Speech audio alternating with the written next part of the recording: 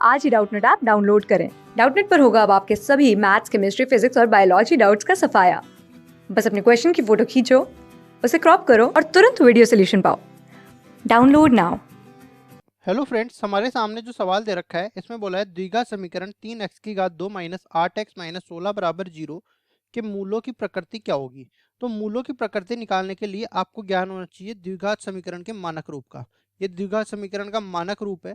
ये यहाँ पे जो है ए का मान कभी भी 0 के बराबर नहीं होना चाहिए। अगर ए का मान 0 के बराबर हो गया तो ये कभी द्विघात समीकरण रहेगा ही नहीं। ठीक है, अब इसमें देखो द्विघात सूत्र से x का मान निकालने का ये श्रीधराचार्य सूत्र होता है minus B plus minus B का वर्ग माइनस 4ac। ठीक है, इसका वर्गमूल और नीचे आ जाता है 2a। यहाँ पे वर्गमूल में जो दे रखा है बी स्क्वायर माइनस 4ac, इसको बोलते हैं डी। ठीक है, और ये डी किसके बराबर होता है, इसको बोलते हैं विविक्त कर। ठीक है, विविक्त कर। अब देखो ये वर्गमूल के अंदर दे रखा है, तो हमें एक चीज तो पता है कि जब भी ये वर्गमूल के अंदर हमेशा धनात्मक राशि है, ये 0 आता है, तब तो ये वास्तविक मान देता है। और जब इसके अंदर जो है ऋणात्मक मान आ जाता है तो ये काल्पनिक मान दे देता है।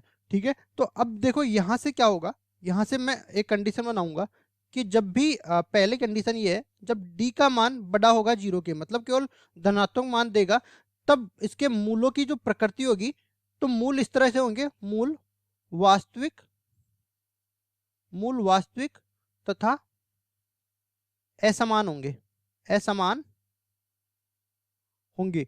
ठीक है, दूसरी अपने पास शर्त क्या है, जब भी डी का मान वियुक्त कर का मान 0 आ जाए तो मूल वास्तविक तो होंगे लेकिन समान हो जाएंगे। मूल वास्तविक तथा समान, दोनों मूल समान हो जाएंगे। अब तीसरा जो है, जब डी का मान ऋणात्मक आ जाए, तो तीसरी शर्त यह है कि जब डी का मान ऋणात्मक आ जाए तो मूल अपने पास काल्पनिक हो जाएंगे। अब इसमें यह नहीं देखेंगे कि मूल बराबर है या अलग अलग है, तो मूल जब भी काल्पनिक होते हैं तो एक दूसरे के संयुग में आते हैं। ठीक है, तो ये मूल काल्पनिक हो गए। ये इस तरह से अपन मूलों की प्रकृति बता सकते हैं। अब इससे हमें द्विघात समीकरण जो दे रखा है उसकी तुलना करता हूँ। यहाँ पे द्विघात समीकरण है 3x की घात 2 माइनस 8x माइनस 16 बराबर 0। तो ए का मान तो किसके बराबर आ गया, 3 के बराबर आ गया। बी का मान माइनस 8 के बराबर आ गया। ठीक है, इसको ठीक से कर देता हूँ, माइनस 8 के बराबर आ गया। और सी का मान मेरे पास आ गया माइनस 16। अब इसमें डी विविक्त कर का मान मैं निकालता हूँ, तो डी बराबर बी स्क्वायर माइनस 4ac, ये बराबर हो जाएगा बी स्क्वायर मतलब 8 का वर्ग माइनस 4 गुणा ए का मान 3 और सी का मान माइनस का 16। अब देखो इसको आगे हल करते हैं तो अपने पास आ जाएगा माइनस 8 का वर्ग करेंगे तो ये बराबर हो जाएगा 64 के।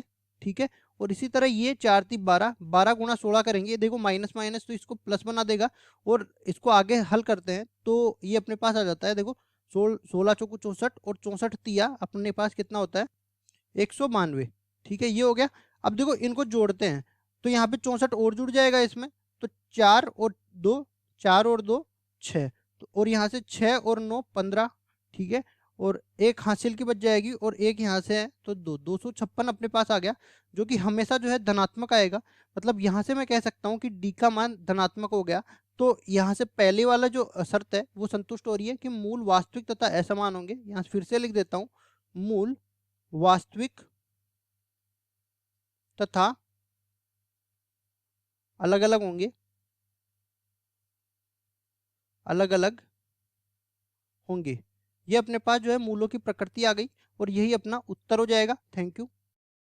क्लास 6 से 12 से लेके नीट, IIT, जेईई मेंस और एडवांस के लेवल तक 10 मिलियन से ज्यादा स्टूडेंट्स का भरोसा। आज ही डाउनलोड करें डाउटनेट ऐप या व्हाट्सएप कीजिए अपने डाउट्स 8400 400 400 पर।